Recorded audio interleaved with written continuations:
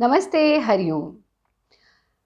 बहुत प्यारी धूप है और हम धूप में बैठे हैं और आशा करते हैं कि आप लोग भी धूप में ज़रूर बैठ रहे होंगे। हम बार-बार अपने सोशल मीडिया के माध्यम से Facebook, Instagram, Koo app, ShareChat, Twitter, YouTube के माध्यम से आप सबको ये संदेश बार-बार दे रहे हैं कि धूप में ज़रूर बैठिए, क्योंकि ये बहुत आवश्यक है कि हम धूप का सेवन करें। ये बहुत दुखद है कि हमारा देश जिसमें सूर्य सबसे पहले उगते हैं, वो विटामिन डी की डेफ़िशिएंसी का कैपिटल बनता जा रहा है और अनेकानेक समस्याएँ सूर्य का सानिध्य ना लेने से डेवलप होती हैं। आप जानते हैं, जितनी भी प्रॉब्लम्स हैं, वो सब बहुत आसानी से दूर हो सकती हैं अगर आप 20 से 30 मिनट सनलाइट लें। आपने देखा होगा कि कोई भी चीज़ अगर ख़राब हो जाती है, तो उसको सनलाइट में रखा जाता है। हम बार-बार ये बात आपको कह रहे हैं। अगर किसी चीज़ में घुन लग जाता है, फंगस हो जाता है, कपड़ों में, खाने की चीज़ में, किसी भी चीज़ में, तो उसको धूप में रखा जाता है। लेकिन हम अपने शरीर के साथ क्या कर रहे हैं? जोड़ों में दर्द रहना, जॉइंट पेन होना, लेथार्जिक रहना, लेज़ी रहना, शरीर में ऊर्जा ना अनुभव करना, आँखों की रोशनी कम होना, चेहरा निस्तेज हो जाना, बाल उम्र से पहले झड़ने लगना, इम्यूनिटी ज़ीरो हो जाना, किसी भी रोग से लड़ने की क्षमता खत्म हो जाना। ये सब चीज़ें back pain, knee pain, joint pain, frozen shoulder, मोटापा, ये सब कुछ memory loss, inability to concentrate, ये सब कुछ तब होता है जब हम सूर्य का सानिध्य छोड़ देते हैं। और इन सब समस्याओं का समाधान आप एक आसान तरीके से पा सकते हैं और वो आसान तरीका है कि आप 20 से 30 मिनट कम से कम, और अगर 40 मिनट बैठ सके तो बहुत ही अच्छा, 20 से 30 मिनट कम से कम सनलाइट में ज़रूर बैठें।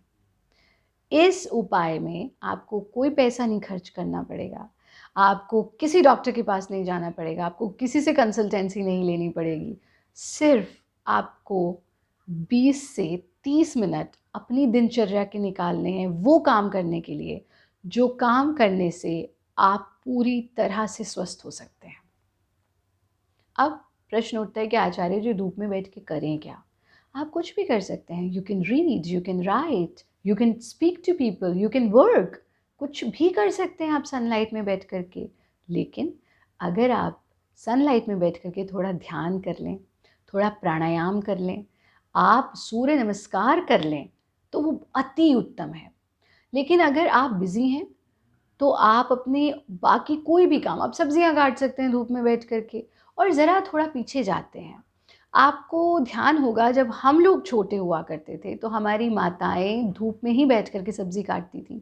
सर्दियों में तो ये नियम था कि पूरा परिवार धूप में बैठता था। हम लोग पढ़ाई करते थे धूप में बैठकर और बाकी सब छोड़ दीजिए।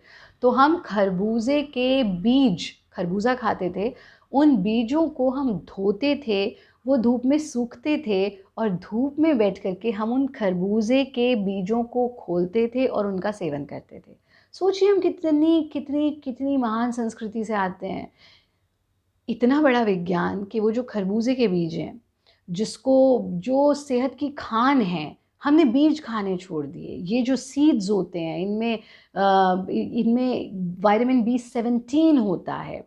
इनमें इतनी न्यूट्रिशनल वैल्यू होती है कि एक शोधकर्ता ने तो ये तक शोध किए कि आप कैंसर जैसी प्रॉब्लम्स का भी इलाज बीजों में छुपा हुआ है। खैर, उस मुद्दे पर हम आज बात नहीं कर रहे हैं। लेकिन जब हम उधर से सनलाइट, विटामिन डी पड़ रही है, आप भरपूर न्यूट्रिएंट वैल्यू से भरपूर बीज खा रहे हैं, यानी आपको हर तरह का स्वास्थ्य मिल रहा है। पर हम इतने व्यस्त होते गए कि हम परिवार वालों से तो दूर हुए ही हुए, हम प्रकृति से भी दूर होने लगे। लेकिन अब समय आ गया है कि हम ये समझें कि गोली खाना हर समस्या का समाधान नहीं है। क्योंकि वो समाधान है ही नहीं। वो एक टेम्पररी ट्रीटमेंट हो सकता है, पर एक परमानेंट सॉल्यूशन के लिए आपको प्रकृति की गोद में आना पड़ेगा।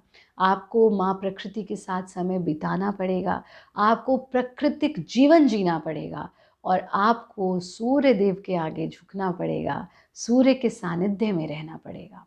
तो अगली बार जब आपको लगे कि आपके बाल झड़ रहे हैं, आपकी आँखें वीक हो रही हैं, आपकी स्किन निस्तेज है, आपके हड्डियों में दर्द रहता है, आप छोटी उम्र में ही बूढ़े लगने लगे हैं, आपके स्किन एलिमेंट्स होने लगे हैं, आपको रेस्पिरेटरी प्रॉब्लम्स होने लगी हैं, मेमोरी लॉस होने लगा है, आप कॉन्सेंट्रेट नहीं कर पाते हैं, आप नाम भूलने लगे हैं, आपका बीपी हाई रहने लगा है, आपका शुगर बढ़ रहा है and so on so on so on. तो 20 से 30 मिनट सूर्य का सानिध्य लीजिए, इसी तरह से सनलाइट में बैठिए और सूर्य के सानिध्य में बैठ करके अपनी सभी समस्याओं का निवारण कीजिए। इसी तरह के 8 बहुत इम्पोर्टेंट सूत्रों के द्वारा, 8 बहुत इम्पोर्टेंट तरीकों के द्वारा, योगाभ्यास के साथ मिला करके, जीवन शैली के साथ मिला करके हम रूपांतरण कार्यक्रम में किस तरह से हम अपनी प्रॉब्लम्स को, अपनी एलिमेंट्स को रिवर्स कर सकते हैं, उसके विषय में सीखते हैं। तो जब भी अगला रूपांतरण होगा, बहुत फ्रीक्वेंटली नहीं होता है क्योंकि वो हम स्वयं कंडक्ट करते हैं, हमारे एक्सपर्ट्स नहीं करते, उसको हम स्वयं करते हैं। तो जब भी अगला रूपांतरण का अर्थ है transformation. So whenever you get a chance to transformate, never ever leave it. तो जब भी अगला रूपांतरण कार्यक्रम आएगा, आप ज़रूर ज्वाइन कीजिएगा, लेकिन तब तक 20 से 30 मिनट सूर्य के सानिध्य में ज़रूर